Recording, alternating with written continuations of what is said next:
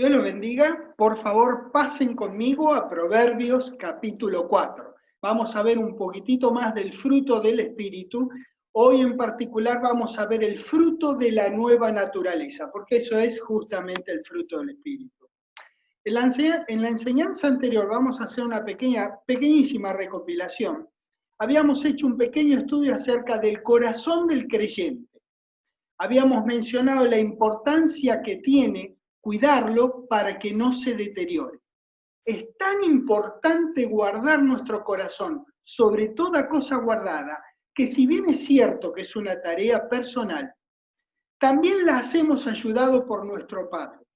El corazón del creyente es un tema de mucha seriedad. Habíamos establecido esto y lo habíamos documentado en la palabra de Dios.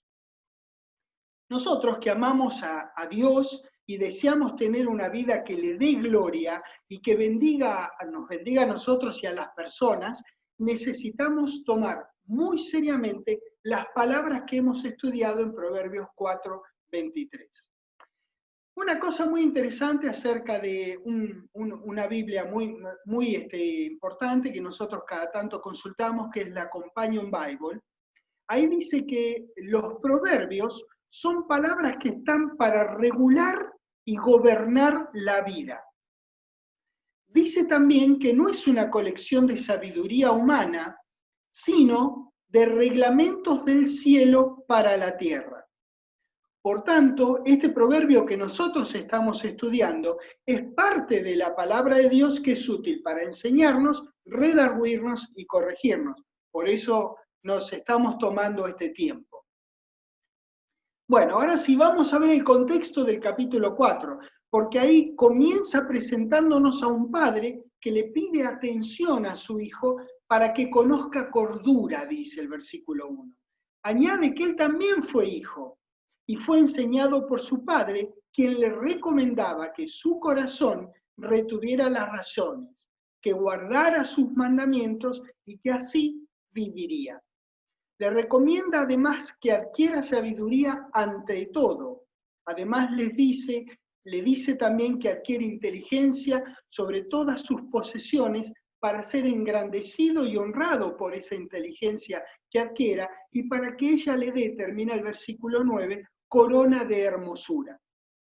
A partir del versículo 10, este padre le pide a su hijo que reciba sus razones para que se le multipliquen años de vida y para que corra sin tropezarse, dice. Léanlo, es emocionante este proverbio.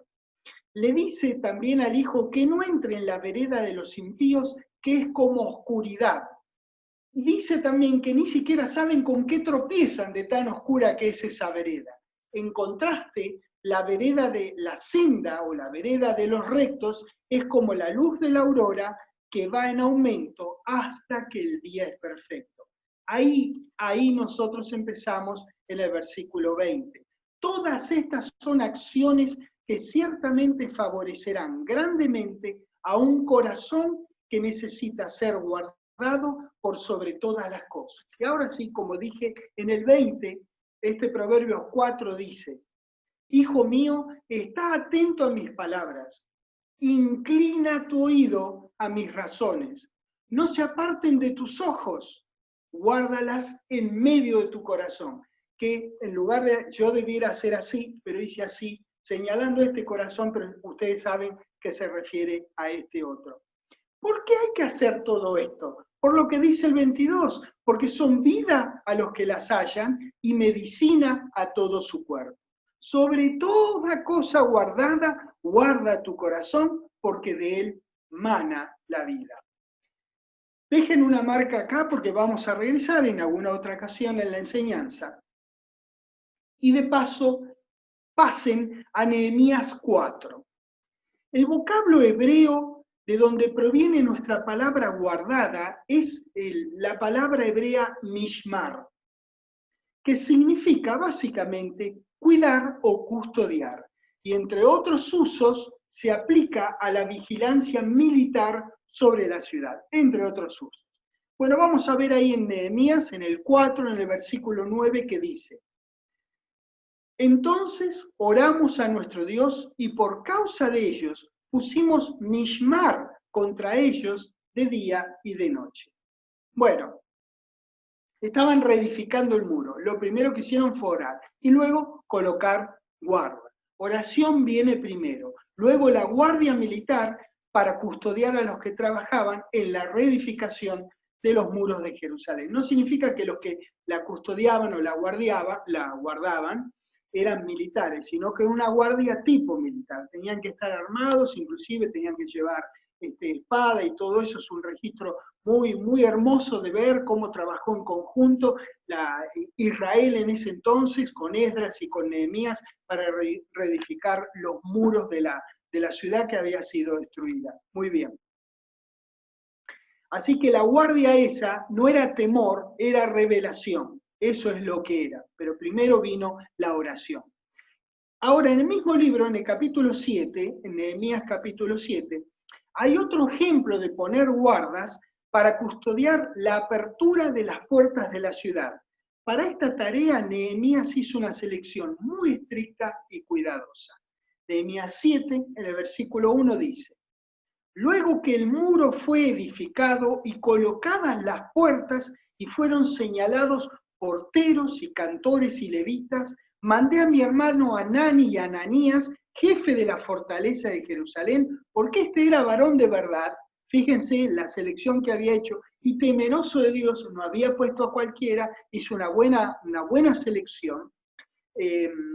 Temeroso de Dios más que muchos, y le dije: no se abran las puertas de Jerusalén hasta que caliente el sol, y aunque haya gente allí, cerrar las puertas y atrancarlas. Y señalé Mishmeret, que es una palabra pariente de Mishmar. Señalé, es decir, señalé Mishmeret, guardas de los moradores de Jerusalén, cada cual en su turno y cada uno delante de su casa. Muy bien, Mishmar entonces significa básicamente vigilancia o custodia en general, así como también puede representar un lugar de confinamiento, y eso se los muestro ahora en Génesis capítulo 40, por favor. Este lugar de confinamiento que vamos a ver ahora es una prisión, una cárcel. Génesis 40, en el versículo 3, dice: y los puso en prisión, Mishmar, en la casa del capitán de la guardia, en la cárcel donde José estaba preso. Se refería al panadero y al copero que el faraón, no sé qué le hicieron, no le gustó, los mandó a prisión. Bueno, se refiere a esta prisión, a esta Mishmar. Así es. Entonces, hasta este guardando acá de Proverbios 4:23 que estamos estudiando, Mishmar estaría diciendo que sobre toda cosa guardada bajo una custodia militar, como si fuera en confinamiento, seguro como el de una cárcel, guardemos nuestro corazón. Y acá viene la segunda palabra guardar. Proverbios 4:23, si no llegaron, no se preocupen, recordarán ustedes que dice que sobre toda cosa Mishmar, guarda tu corazón. Esta es la segunda guarda, que es la palabra hebrea natzar. Entonces, diría el versículo: sobre toda cosa Mishmar, natzar tu corazón, porque de él mana la vida. Éxodo, por favor, en el capítulo 34. Natzar también significa custodiar, vigilar y guardar. El primer uso de esta palabra hebrea, se da en el libro de Éxodo que vamos a ver nosotros. Nada menos que referido a Dios en la ocasión en la que Moisés sube al monte por segunda vez con 2 tablas de piedra. Éxodo 34, presten atención a lo que dice. En el versículo 5 empezamos. Dice: y Jehová descendió en la nube y estuvo allí con él proclamando el nombre de Jehová. Y pasando Jehová por delante de él proclamó: Jehová, Jehová, fuerte, misericordioso y piadoso, tardo para la ira y grande en misericordia y verdad, que natzar misericordia a millares, que perdona la iniquidad, la rebelión y el pecado, y que de ningún modo tendrá por inocente al malvado. que visita la iniquidad de los padres sobre los hijos y sobre los hijos de los hijos hasta la tercera y cuarta generación.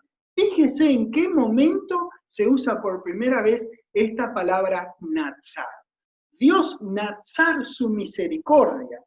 Este es un tremendo, es un hermoso primer uso tan singular de esta palabra hebrea, nada menos que usada del mismo Jehová, que el natsar su misericordia. Bueno, esta misma palabra se usa para guardar el pacto, para guardar la ley, para guardar los mandamientos, y también respecto de Jehová, guardando Israel como una viña o una fortaleza, entre otros usos. El propósito de dar palabras hebreas o griegas cuando pensamos que hace falta, no lo hacemos para quedar bien y ver lo mucho que nosotros sabemos de otros idiomas bíblicos, nada que ver. Lo hacemos por si alguien quiere estudiar un poquitito más adentro, entonces tengo un buen punto de partida, eso es todo. Pero a nosotros en esta clase nos está dando un panorama de que Dios quiere un doble guardado del corazón.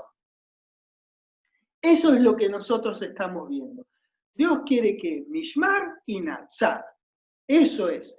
Por encima entonces de una guarda tan segura como provee la palabra Mishmar, ahora encima la palabra de Dios nos dice que guardemos Natsar, nuestro corazón, como Jehová guarda su misericordia. ¿Cómo se imagina usted que la guarda? Bueno, imagínese usted con qué fuerza tiene que guardar en doble cerradura, en doble candado, su corazón. Hermoso. Y es lógico que las razones de tan detallado cuidado de nuestro corazón son que del corazón emana la clase de vida que el escritor de Proverbios quiso que tuviera su hijo y que Dios quiere que nosotros también tengamos. Gálatas capítulo 5, ahí vamos a estar un ratito. Este es un aprendizaje muy importante para nosotros, que queremos tener fruto de Dios en nuestras vidas, para lo cual lo primero que tenemos que hacer es guardar nuestro corazón con doble llave. Ahora sí, vamos a frutos. Si deseáramos tener, por ejemplo, un árbol de manzanas, tendríamos que plantar y cuidar apropiadamente, lógicamente, una semilla de manzana. No podemos pretender tener buenas manzanas si no procuramos lo necesario a partir de una buena selección de la semilla y luego ocuparnos del riego, de remover la tierra, agregarle abono, podar la planta, evitarle enfermedades, etc. No nos tenemos que ocupar del fruto,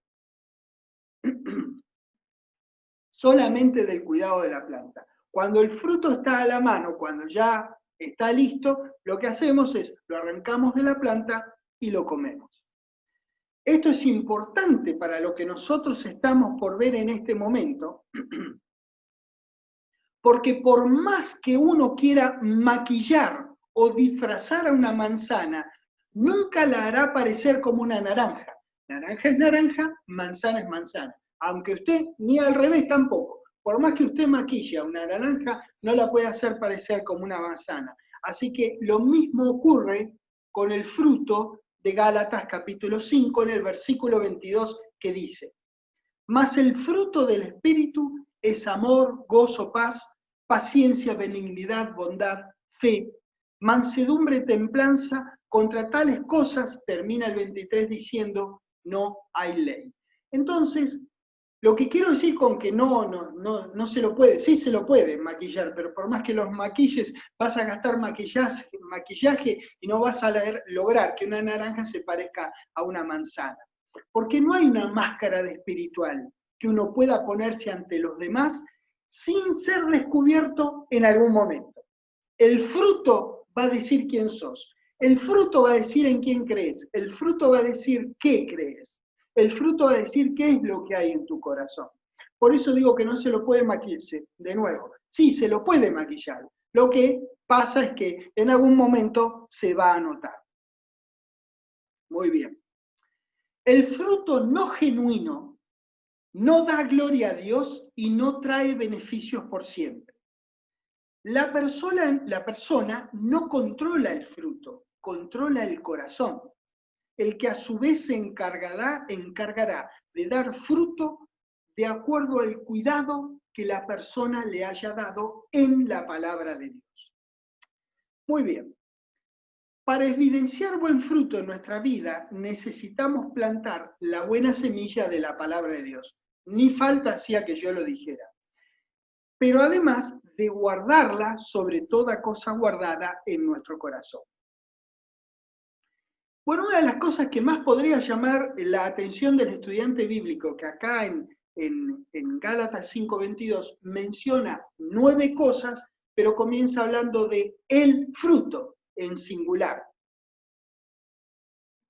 Entonces, tenemos que considerar a el fruto como si fuera un sustantivo, digamos, general, ¿verdad? Colectivo. Entonces,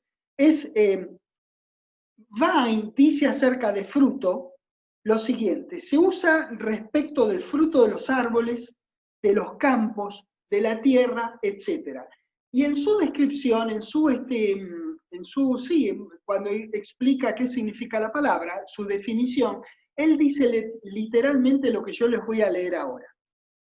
Metafóricamente se usa de obras o actos, siendo el fruto la expresión visible del poder que obra interna e invisiblemente, siendo a su vez el carácter del fruto la evidencia del carácter del poder que lo produce.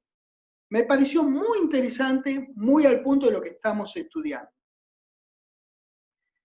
Continúa diciendo, así como las expresiones visibles de las concupiscencias soterradas, las que están por abajo, como si fuera un submarino o un subterráneo, de las concupiscencias soterradas con las obras de la carne, de la misma manera el poder invisible del Espíritu Santo en aquellos que son traídos a una unión vital con Cristo, produce el fruto del Espíritu. La forma singular es sugerente de que en ellos se produce la unidad del carácter del Señor. Esto es amor, gozo, paz, paciencia, benignidad y todas las otras maravillosas características o elementos que componen ese fruto. Y dice acá, termina diciendo que todo esto, todas estas hermosas virtudes que estaban en nuestro querido Señor Jesucristo, que formaban parte del carácter de nuestro querido Señor, dice que todo ello está en contraste con las confusas y frecuentemente incoherentes obras de la carne. Lo veremos bien en el contexto, esto, y lo vamos a entender un poquito mejor abajo. Vamos de nuevo al fruto en el versículo 22, que es singular porque es uno solo, que contiene estas características que se desarrollan en conjunto como si fueran un racimo de uvas.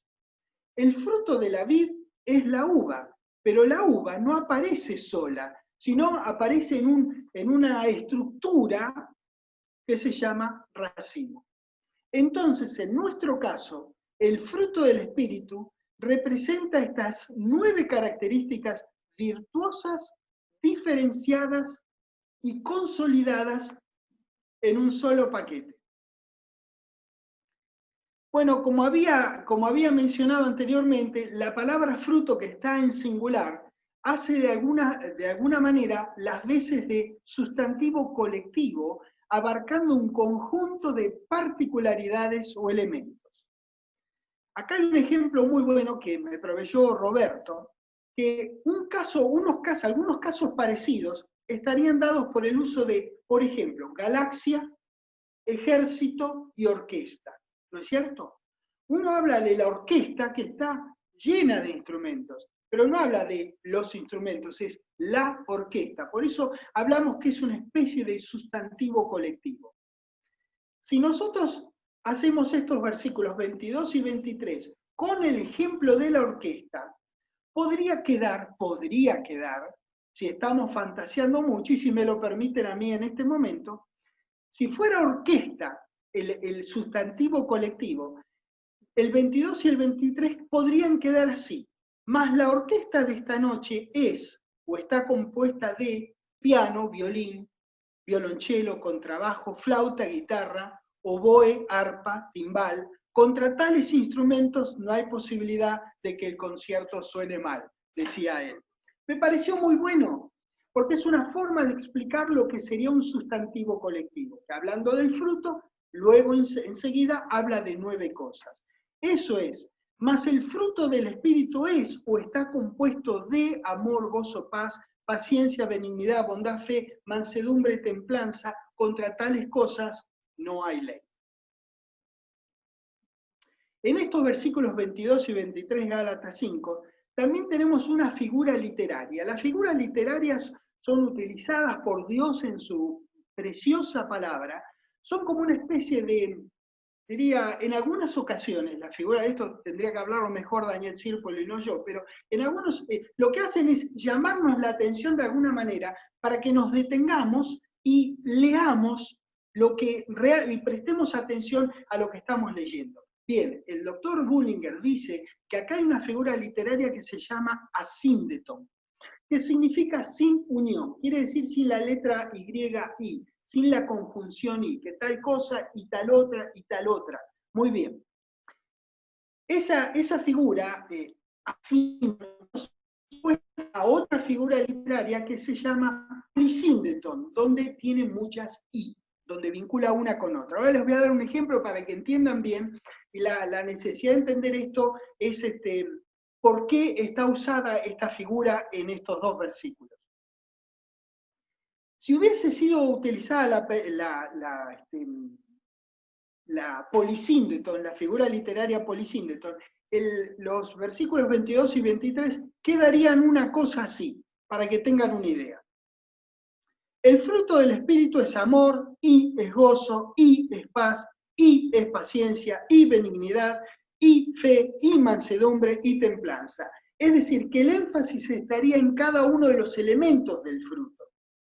Si fuera I, es la característica de la figura polisíndeton. Acá estamos en la opuesta, en la asíndeton, en la que no tiene ningún I, ninguna conjunción. Entonces, acá el Bullinger dice que el asíndeton suprime las conjunciones I, como saltando por encima de detalles de menor importancia a fin de llegar a lo principal, es decir, que los versículos 22 y 23 como que se apresuran a llegar al final del 23, donde dice, contra tales cosas no hay ley. Amor, gozo, paz, benignidad, contra tales cosas no hay ley. Eso es muy singular el uso de esta figura en estos versículos. Hay una traducción de otra versión de la Biblia que la tradujo de la siguiente manera. Le puso 2 puntos después de la palabra espíritu es. Y la tradujo así, vean. Por otra parte, el fruto del espíritu es 2 puntos. Amor, todo. Entonces, el fruto del espíritu es todo eso. ¿Lo ven? Es maravilloso poderlo ver así, de por qué es tan singular, y menciona 9 características virtuosas de ese fruto del Espíritu. Bueno, hablamos de uva, hablamos de racimo, hablamos de instrumentos de una orquesta. Entonces, hablamos del conjunto, de lo consolidado del fruto del Espíritu. No hay indicio de que al asistirnos Dios en el desarrollo de estos maravillosos y tan deseables elementos, que Él enfatice la bendita gracia que tiene en nuestras vidas, que Él enfatice más algunos de los elementos que otros. No hay ningún indicio. De tal manera que podríamos pensar que ellos se desarrollan en conjunto. No obstante, debido a varios motivos posibles, puede ser que algunos de nosotros seamos más proclives a evidenciar algunas de las características más que las otras. Pero no hay como decir que en realidad no se van produciendo en racimos. Utilizando el ejemplo de la orquesta, todos los instrumentos participan. Si nosotros dijéramos, por ejemplo, que hacemos un concierto de piano y orquesta, estamos enfatizando a uno de ellos, ¿verdad? Al piano más que a la orquesta. En el caso de una sinfonía, todos tendrán una labor más pareja y más uniforme. Así que todas las características del fruto del Espíritu están en el mismo racimo, como todos los instrumentos están dentro de la misma orquesta. Isaías capítulo 9, por favor. Quiero que veamos algunos ejemplos, porque acá en Gálatas 5 nosotros estamos viendo virtudes humanas muy deseables que haya entre nosotros: paz, gozo, paciencia, benignidad, templanza, bondad. Son todas cosas que queremos tener alrededor de nosotros, y en ocasiones se nos manifiesta de gente que no es, supuestamente, o sabemos por alguna razón, que no son hijas de Dios. Entonces quiero que hagamos bien la diferencia, pues estamos hablando de fruto del Espíritu, no de una buena conducta humana, lo cual está fantástico, está maravilloso, pero no podemos comparar a la paz del mundo, que es tan deseable, con la paz que nos provee Dios. Y ahí vamos a empezar en Isaías 9, en el versículo 6. Refiriéndose proféticamente a nuestro Señor Jesucristo, dice: porque un niño nos es nacido, hijo nos es dado, y el principado sobre su hombro, y se llamará su nombre admirable, consejero, Dios fuerte, Padre eterno, y mire qué cosa, príncipe de paz. No se preocupe por los otros atributos de nuestro Señor que están declarados acá. Están bien explicados en el libro Jesús es el Cristo, el Hijo de Dios, y en las enseñanzas de esa clase que están particularmente en la enseñanza 410. A usted no se preocupe, lea ahí si tiene alguna duda acerca de las características futuras que iba a tener nuestro Señor, que de hecho evidenció. Ahí puede ver directamente de la palabra de Dios por qué dice cada una. Hoy vamos a hablar de príncipe de la paz. En Hechos capítulo 10, por favor. Recuerde bien que él iba a ser llamado, y de hecho lo fue, príncipe de paz. Y que queremos establecer la diferencia entre las dos paces, por así decir, los dos gozos, las dos templanzas, las dos bondades, así, las dos paciencias. Eso, Hechos 10, versículo 36. Dice: Dios envió mensaje a los hijos de Israel, anunciando el evangelio de la paz por medio de Jesucristo, este es Señor de todos. Efesios capítulo 2. Señor de todos, se anunció, Dios anunció por medio de él el evangelio de la paz. Efesios 2, versículo 15, dice: aboliendo en su carne las enemistades, la ley de los mandamientos expresados en ordenanzas, para crear en sí mismo de los dos uno solo y nuevo hombre, haciendo ¿qué cosa? La paz, la paz. Efesios 6, versículo 15, dice: y calzados los pies con el apresto ¿de cuál evangelio? Del de la paz. Colosenses 1, Efesios, Filipenses, Colosenses 1, versículo 20, dice: y por medio de él reconciliar consigo todas las cosas, así las que están en la tierra como las que están en los cielos. Fíjense haciendo qué cosa, haciendo la paz mediante la sangre de su cruz. ¿Es el príncipe de paz o no es el príncipe de paz? Seguramente hay una paz de que habla Gálatas 5, 22 y 23, que es muy diferente a la otra paz. Él fue el príncipe de paz. Fue a través de su completo trabajo de redención que Dios hizo la paz entre el pueblo de Israel y los gentiles, y entre los dos y él. Completa paz, completa, duradera, por siempre paz. Entonces, paz, como una de las uvas del fruto del Espíritu, no puede compararse con la paz que puede brindar el mundo. Juan 14, por favor. Y me imagino que ustedes ya sabían que iba a ir acá cuando el Señor Jesucristo en el versículo 27 dice: la paz os dejo, mi paz os doy. Yo no la doy como el mundo la da. Él ya sabía que el mundo da paz, porque de hecho, cada tanto hay algún grado de paz, a veces entre las personas y eso, pero él no la daba de esa manera, ¿eh? No se turbe vuestro corazón ni tenga miedo. ¿Quién podría desmerecer el valor que tendría cualquier tipo de paz en la vida de las personas, en la sociedad y en el mundo? Nadie. Todos deseamos paz. Por supuesto que sí.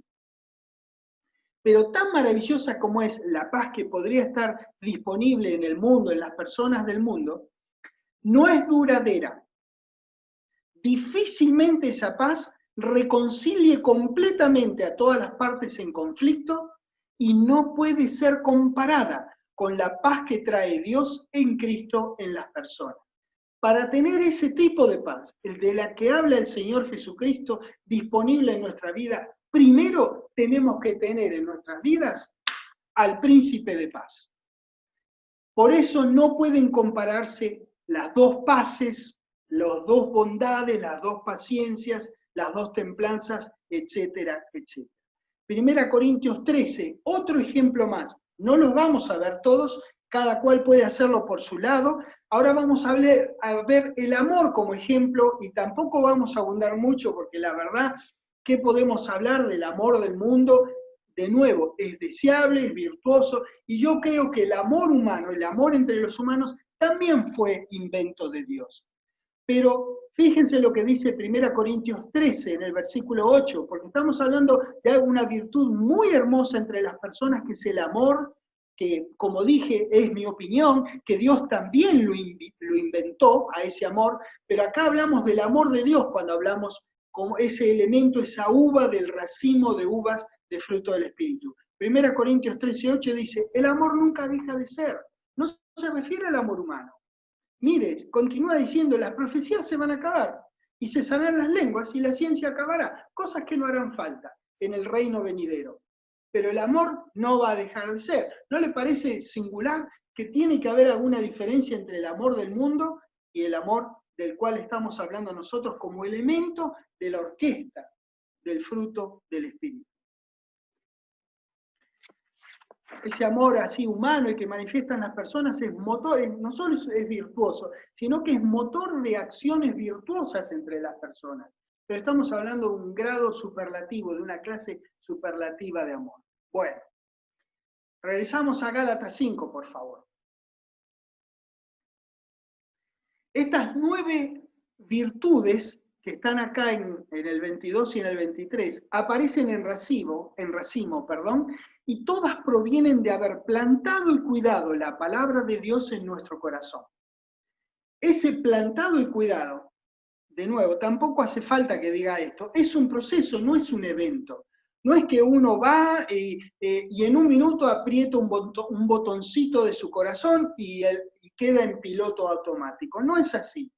No es una acción, no es un evento, es un proceso que requiere de mucha lectura de la palabra de Dios, de estudio, de meditar la palabra, no cualquier verdura, meditar la palabra, no meditar cualquier verdura. Cuando hablamos de meditar nosotros hablamos de meditar la palabra. Muchísima oración y comunión con otros hermanos en Cristo para crecer en conjunto y así también ayudarnos los unos a los otros a empeños cada vez más dignos que lo honren cada vez más a nuestro Señor, que le den gloria a nuestro querido Dios y que nos bendigan a todos nosotros. Para evidenciar ese fruto, hay acciones concretas que necesitaremos hacer. Dios espera esas acciones de nosotros y ellas forman parte de evidenciar fruto en nuestras vidas. Por supuesto que lo hacemos siempre de la mano de Él, pero algo se espera de nosotros. Entonces el fruto no aparece por arte de magia, ni por nuestras acciones tan solo, sin que intervenga Dios en nuestras vidas. Aparece por ambas cosas, que son tan necesarias, la asistencia de Dios y nuestra voluntad. Eso es. Gálatas 5, 22 y 23 dicen, mas el fruto del Espíritu es amor, gozo, paz, paciencia, benignidad, bondad, fe, mansedumbre, templanza. Contra tales cosas no hay ley. En nuestra versión de la Biblia, la palabra espíritu aparece en mayúscula y eso guiaría al lector a pensar que se trata de Dios. Si fuera así, estos versículos se estaría refiriendo al fruto de nuestro Padre y no al nuestro, ¿así? ¿No es así? Sus hijos podemos evidenciar fruto en virtud de la nueva naturaleza en nosotros. Ese fruto tiene que ver con el carácter cristiano que previamente evidenció nuestro Señor Jesucristo y por el que cada uno de nosotros debe orar para desarrollar y pugnar andando en la palabra de Dios para evidenciarlo. Bueno, acá en el contexto es importante que estudiemos el contexto que empieza básicamente en el versículo 13 de Gálatas 5, al que le pido que vayan, por favor. Dice en el 13, porque vosotros, hermanos, a libertad fuisteis llamados, solamente que no uséis la libertad como ocasión para la carne, sino en contraste, servíos por amor los unos a los otros. Bueno, no solo es interesante, sino que es importante entender bien qué quiere decirnos Dios en esta porción de su preciosa escritura. Nuestra unión espiritual con nuestro Señor Jesucristo y con nuestro Padre es el único sendero a la verdadera libertad cristiana. Sin el trabajo de Dios en nuestras vidas, esa libertad que nos ha sido dada puede desviarse hacia el legalismo o hacia el todo vale ahora que yo soy salvo, que es el que lamentablemente más se usa, ¿no? Yo soy libre en Cristo. Ah, sí, a libertad fui llamado. Pero también dice, se olvidan de la última parte, de la otra parte, ¿no es cierto? Que no usemos la libertad de una mala manera. Entonces, ambos extremos son dos caras de la misma y falsa moneda. Entonces, ni el legalismo, ni hacer lo que se me ocurre ahora que soy libre en Cristo, que el Señor me hizo libre. Las dos cosas son las obras de la carne. Veremos. 14. Porque toda la ley en esta sola palabra se cumple. Amarás a tu prójimo como a ti mismo. Pero si os mordéis y os coméis unos a otros, mirad también que nos consumáis unos a otros. Es decir, se comen hasta que ya desaparece el otro. Esta es, acá cuando dice, pero si os mordéis y os coméis, bueno, mirad que nos consumáis unos a otros. La palabra carne, cuando se usa en este contexto, en todo este contexto, representa a los deseos naturales que son producidos por nuestra vieja naturaleza. Estos deseos pueden ser, en ocasiones, un estorbo para el andar de santidad. A eso se refiere cuando nosotros vemos acá en este contexto la palabra carne, que aparece, como decía, en el versículo 13, por primera vez en el contexto. No es la primera vez que aparece, en el contexto es en el 13 la primera vez que aparece.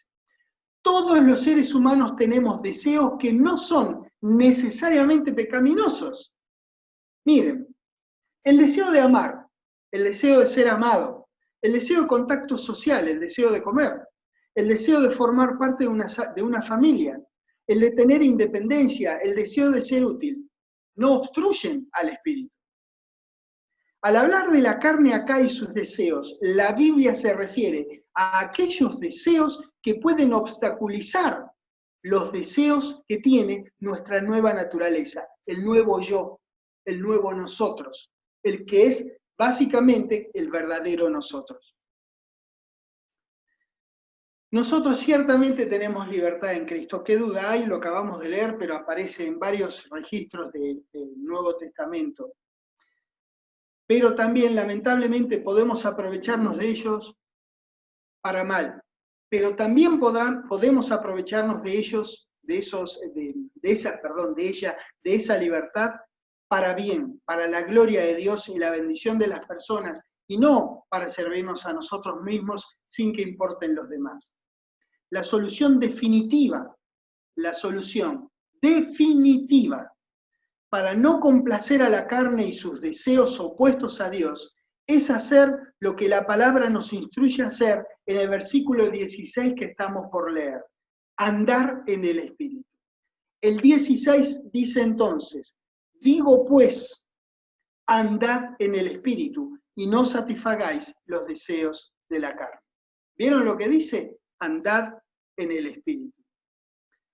En primer lugar, parecido al versículo 22 que habíamos visto, la palabra espíritu debiera estar en minúscula, pues habla del don y no del donador.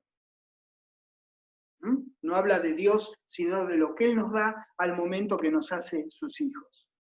El versículo no indica que debemos andar en Dios, sino que debemos andar según el Espíritu que Él nos dio, que es santo. Ese Espíritu es santo. Esa es la manera de andar, como manera de no satisfacer a los deseos de la carne. Andando en el Espíritu es como no satisfacemos los deseos de la carne. Ese espíritu es la nueva naturaleza divina creada en cada cristiano al momento de ser salvo por Dios. Carne es la vieja naturaleza que nos impele a los deseos en contra de Dios.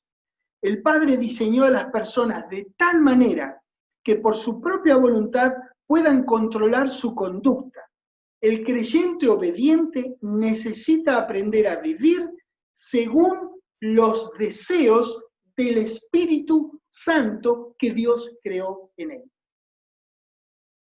En nuestra versión del versículo 16 es tan interesante este versículo que ahora en un rato les voy a dar a ustedes otras versiones para que vean la grandeza de este versículo, que me parece que en nuestra versión de la Biblia no se puede ver bien. El versículo 16 en nuestra versión indica que hagamos dos acciones, que andemos por el Espíritu y que no satisfagamos los deseos de la carne. Pero hay otras versiones que lo traducen de la siguiente manera. Yo les voy a dar la versión, la primera de las que les voy a dar. Dice una de estas: digo pues en suma, proceded según el Espíritu de Dios, y mirá lo que dice aquí, y no satisfaréis los apetitos de la carne.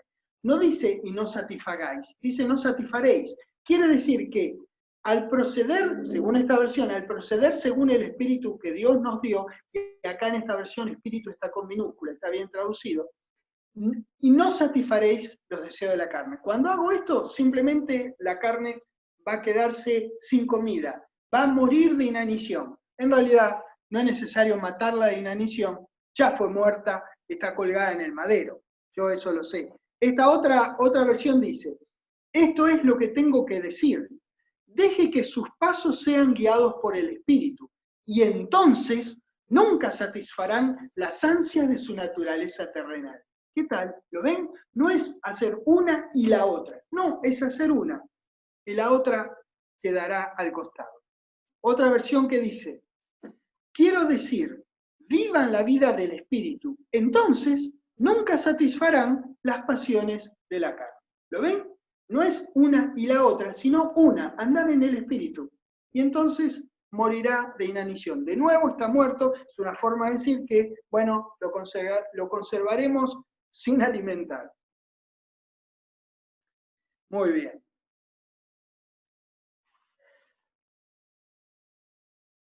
Más adelante, el contexto que estamos estudiando nos va a hablar del fruto del Espíritu, así que recordemos muy bien que en el 16 dice andad en el Espíritu. Es algo que usted tiene que hacer, andad en el Espíritu. No se olvide del 16. Dios derramó su Espíritu en sus hijos al momento del nuevo nacimiento. Ese Espíritu, que es ahora nuestro Espíritu, es nuestra habilidad para ser como fue nuestro Señor y para hacer sus obras y aún mayores. Mediante ese Espíritu nosotros manifestamos el poder de Dios. Este Espíritu Santo es la naturaleza de Dios, Espíritu y Santo, como Él es la naturaleza de Dios. Y mediante ese Espíritu Dios trabaja en nosotros cuando cuenta con nuestra favorable voluntad de trabajar. Adquirir una vida de santidad es un trabajo del creyente asistido por nuestro Señor y nuestro Padre. Ese espíritu en el que somos llamados a andar contrasta abiertamente con la carne, o sea, con nuestra vieja y pecaminosa naturaleza. Entonces, somos instruidos a andar en los deseos de la nueva naturaleza, Eso es a lo que verdaderamente, al andar en esta naturaleza, en la nueva naturaleza, es a lo que nosotros verdaderamente podríamos llamar Christi andad. No Christi y quedarte quieto. Es Christi andad. Bueno, usemos ese término para andar en el Espíritu, para andar según la nueva naturaleza. Así la vieja mortadela queda constantemente de lado, porque constantemente quiere formar parte de nuestra vida. Hay que dejarla de lado.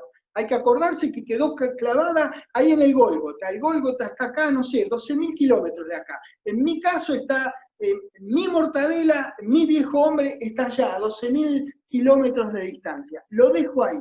Lo dejo que se continúe muerto de hambre. No lo alimento, yo alimento las cosas que tienen que ver con el Espíritu de Dios. Ando en la palabra de Dios, ando en el Espíritu, lo más que pueda, y me ayudan mis hermanos para que cada día lo haga mejor. Entonces, cada vez que nos esforzamos en la gracia, recuerden, son cosas que hacemos de la mano de la gracia de Dios, cada vez que nos esforzamos en la gracia, en vivir según esta nueva naturaleza, estaremos anulando la acción y los efectos de andar en la carne. Es decir, estaremos anulando cada vez más en nosotros a nuestra vieja naturaleza. Al momento de renacer, la persona tiene esa nueva naturaleza de la que hablamos en ella, la cual trabaja en nosotros para que tengamos una vida piadosa. Pero a la vez, la vieja naturaleza, que la tenemos de mucho tiempo antes atrás, sigue trabajando para que tengamos una vida impiadosa. Entonces es una lucha, es la pelea de los siglos, damas y caballeros. Es una lucha, constantemente están colisionando y ambas luchan por lograr la supremacía en nuestras vidas. ¿Saben quién determina el resultado de esa lucha, de esa batalla, esa pelea, de esa guerra? En realidad, usted, yo, nosotros. Por eso nos asimos, nos agarramos de la palabra de vida. Echamos mano de ese recurso maravilloso que tiene Dios, que son nuestros hermanos en Cristo, para ayudarnos a salir y a ser cada vez mejores para Dios y evidenciar fruto del Espíritu. Y el versículo 17, ahí de de Gálatas 5, dice, Gálatas 5:17 dice, porque el deseo de la carne es contra el Espíritu. Lo que les decía, es una pelea de box. De la carne contra el Espíritu y el Espíritu es contra la carne. Y estos se oponen entre sí para que no hagáis lo que quisierais. Bueno, es el nuevo hombre el que quisierais. Él quisierais hacer siempre la voluntad de Dios. Quisierais Él siempre quiere traerle gloria a Dios, quiere traer bendición a nuestras vidas y a la vida de los quienes nos rodean. Ahí la palabra deseo viene de una palabra griega que es, traducen generalmente, desear ansiosamente. Entonces, la vamos a reemplazar en el versículo 17. Dice, porque el deseo ansioso o vehemente o ardoroso o ardiente de la carne es contra el Espíritu. ¿Lo ven? Desea ardientemente sacarte a vos de que andes en la palabra de Dios. Ese es el viejo vos. En Romanos 7 es maravilloso, no quiero que vayan ahí, pero en Romanos 7 pueden estudiar que este conflicto lo tenía nuestro querido Pablo también. Él también tenía este conflicto entre el viejo hombre y el nuevo hombre. Y él decía que él quería hacer la ley de Dios, él quería hacer lo que era correcto, pero encontraba una ley en sus miembros, decía que lo tiraba para el otro lado. Entonces, uno tira para un lado y el otro tira para el otro. Muy bien. Esta palabra, traducida aquí deseo, destaca el impulso interno, el desear ardientemente.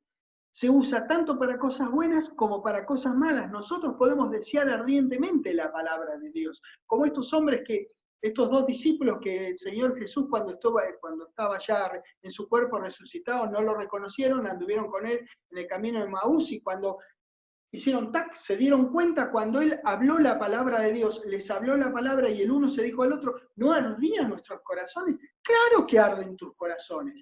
tenés ardor, tenés vehemencia, tenés pasión por esto que hacemos nosotros, de estudiar su palabra, de compartirla, de reunirnos, de saber cada vez más, de andar cada vez mejor para darle cada vez más gloria a Dios. Claro que sí. El Espíritu de Dios en vos, el nuevo vos, te impele, quiere eso, mientras el otro te impele para el otro lado, te empuja para un lado, diferente al del que el nuevo vos, el verdadero vos, quiere que vos vayas. Y sí, está bien, el nuevo nosotros se apasiona en glorificarlo a Dios. Se apasiona, ¿por qué no? Por supuesto que sí. Estaba viendo un video, un documental ahí de gente que estaba construyendo un teleférico, me parece que era en Corea. La verdad que me llamó la atención cómo se desempeñaban, cómo se movían, parecía que realmente le ponían mucha garra, y no solamente, por supuesto, habrán hecho una millonada de dólares, pero le ponían garra, el hombre subía, bajaba, el ingeniero entonces lo agarró no sé, la persona que estaba dirigiendo ahí el documental, y le hizo varias preguntas, y él dijo lo siguiente. El hombre quería explicar por qué hacían esto, aquello, y lo explicaba con una pasión. Entonces, en un momento hace así el hombre, que era el ingeniero, ¿no? El ingeniero hace así y dice, nosotros somos gente apasionada por los teleféricos. Esa es la cuestión. Está bien que este señor que se dedica a eso esté apasionado por los teleféricos. Está bien que las personas se apasionen por los autos, se apasionen por el arte, se apasionen por esto y por aquello. ¿Cómo no va a estar bien? Es maravillosa, damas y caballeros, tenemos el mismo derecho de apasionarnos por esta palabra de Dios, porque es de Dios, es de Dios. Si cualquier persona puede apasionarse acerca de las cosas del mundo, ¿cómo no apasionarnos por esta cosa que es tan maravillosa, que tiene promesa de vida eterna? Los autos, ese teleférico, lo charlaba con Fanny, cuando venga el Señor Jesucristo, no sabemos cuántos bulones de ese teleférico van a quedar en la zona, porque no hay promesa de que eso perdure. Lo que sí hay promesa de esa palabra que nosotros vivimos, esa palabra que pensamos, esa palabra que meditamos, esa palabra que compartimos con la gente. Entonces, es una palabra porque es un Dios de esa palabra que vale la pena estar apasionado. ¿Cómo no vamos a estarlo? Es lógico estar apasionado. Hay un comentarista que en su obra, un trabajo muy completo, muy grande, ha puesto a este versículo, el 17, de la siguiente manera. Él lo puso así. Dice, porque la carne constantemente tiene un fuerte deseo de reprimir el espíritu, y el espíritu tiene un constante deseo de reprimir a la carne. Ambos están atrincherados en una actitud de mutua oposición, uno contra el otro, de tal manera que no hagáis las cosas que deseáis hacer. ¿Quién es el deseáis? El verdadero vos. El verdadero vos desea hacer la palabra. Ese es el verdadero vos, ese es el que desea hacer la palabra, ese es el que desea dar gloria a Dios, ese es el que desea bendecirnos a todos nosotros, hermanos en Cristo tuyo. La nueva naturaleza en nosotros batalla constantemente en contra de nuestra vieja naturaleza. Ambas facciones son como dos ejércitos enemigos. Ambas residen en nosotros de una manera inseparable, hasta el regreso del Señor, o bien hasta que nos durmamos en Él. Aquella de la que nos ocupamos en alentar es la nueva, es la que está en cada célula de nuestro ser. Quiero mostrarles esto.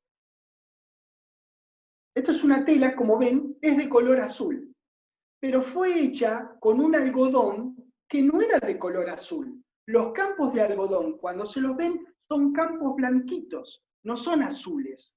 ¿Cómo apareció? ¿Cómo fue que esto se hizo azul? Se usaron anilinas especiales, se sumergió a la tela blanca hecha con lo que se hizo esto, se sumergió en una cubeta, en un cubo grande, no sé, en algún recipiente grande con anilina azul, entonces permeó cada fibra de esta tela y ahora es azul. Si la lleváramos a un microscopio electrónico, no encontraríamos ni siquiera un átomo del blanco, porque el azul ha permeado cada hebra, cada fibra de esta tela. Damas y caballeros, así es el Espíritu de Dios en nosotros. No hay manera de sacarlo, no hay manera de diferenciarlo. No se lo puede cortar, no se lo puede sacar de nosotros. Ocupa cada célula de nuestro ser, cada átomo de cada célula de nuestro ser. Así de grosso es el nuevo nacimiento. Si no hay tomografía posible para poder pasar, por ejemplo, ahora en mi cuerpo, o alguna operación, algo que se me pueda hacer, en donde la medicina pueda ver dónde está don Carmelo y dónde está doña Toti, que me hicieron a mí, no se puede hacer. ¿Cuánto más Dios? Si no se puede ya, soy una integralidad, cada uno de nosotros lo somos. Damas y caballeros, es Dios en Cristo, en mí. Es en mí, en cada célula de mi ser, inseparabilísimo. Ese nuevo hombre pelea constantemente con el otro para que vos hagas la voluntad de Dios, para que andes en el Espíritu, para que vos a la larga traigas fruto del Espíritu en tu vida. ¡Qué grande que es esto! Es maravilloso el Espíritu que Dios ha colocado en nosotros. Vean, ese espíritu en nosotros, ese nuevo hombre, está en nosotros como nosotros mismos somos nosotros. Es nosotros. Y deseamos por la palabra de Dios, entendemos en su palabra que nosotros queremos darle preeminencia en nuestra vida y que el otro se vaya allá al Gólgota. Efesios 3, ese, damas y caballeros, ese es nuestro hombre interior. Efesios 3, en el versículo 16 dice, para que os dé conforme a las riquezas de su gloria, el ser fortalecidos con poder. ¿En dónde? En el hombre interior por su espíritu. Eso es el Cristo en vos. Eso es el verdadero vos, el hombre interior. Romanos 7, por favor.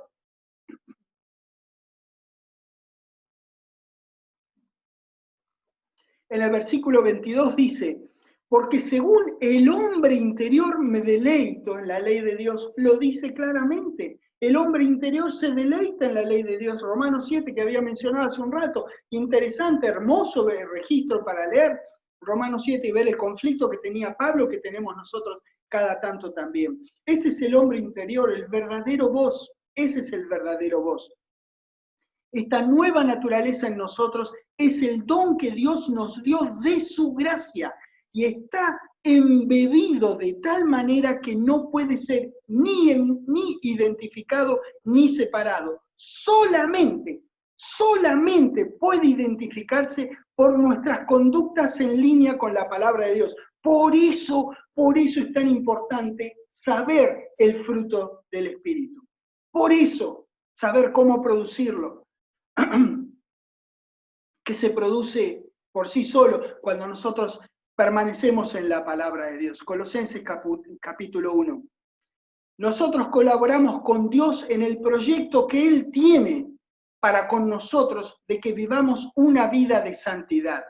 Ese hombre interior, el nuevo nosotros, el verdadero nosotros, es Cristo en nosotros, damas y caballeros. Colosenses 1, versículo 27. A quien Dios quiso dar a conocer las riquezas de la gloria de este misterio entre los gentiles, que es Cristo en vosotros, la esperanza de gloria. Al decir Cristo en nosotros, no es una literalidad física, porque físicamente dos cuerpos no pueden ocupar el mismo lugar en el mismo momento, sino que significa que la naturaleza y el poder que tiene el Cristo resucitado fueron creados en nosotros. El viejo nosotros nos empuja al pecado de manera continua, bombardeándonos con la munición del mundo. En abiertísimo contraste, el hombre interior nos impele a ser como Cristo, y cuando se lo permitamos, damas y caballeros, a la corta, o a la larga evidenciaremos fruto de Dios en nuestras vidas. Gracias, querido Dios, en el precioso nombre de nuestro valiente Señor Jesucristo, por aprender estas cosas, querido Padre Celestial. Gracias por poder ir a tu palabra, sumergirnos en ella, leerla y encontrar estas gemas valiosas de tu corazón a nosotros. Gracias que entendamos que debemos dar preeminencia al verdadero nosotros en lugar del muerto nosotros. Gracias, querido Dios, por cuidarnos y por guardarnos, por tomarnos de tu mano para que manifestemos esta vida que vos querés que manifestemos para tu gloria y para la bendición de todos nosotros. En el nombre del Señor Jesucristo, amén. Dios los bendiga. Nos vemos yendo, viniendo o subiendo, pero siempre proclamando el reino de Dios y el nombre del Señor Jesucristo.